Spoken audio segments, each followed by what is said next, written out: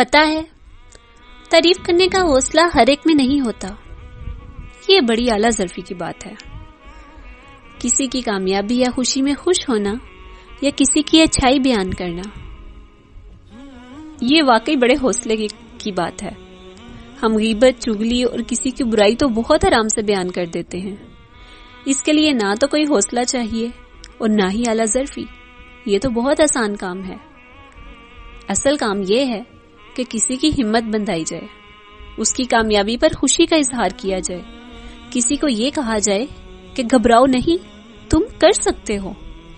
کسی کی قیمتی چیز یا خوبصورت نعمت دیکھ کر ماشاءاللہ کہا جائے اور اسے مزید نعمتوں کی دعا دی جائے.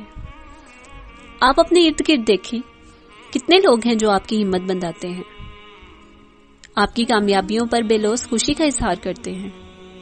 ایک خوبصورت چیز دیکھیں تو سچے دل سے تعریف کر دیتے ہیں. ماں باپ کے علاوہ شاید ہی کوئی ہو. کچھ دوست رشتہ دار تو بلا وجہ ہی جیلسی اور حسد پیدا کر بیٹھتے ہیں.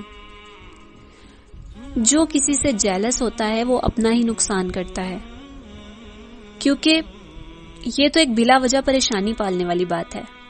اس سے دوسرے کا کوئی نقصان نہیں ہوتا، بلکہ دوسروں کی نظر میں حسد کرنے والے کی عزت کم ہو جاتی ہے.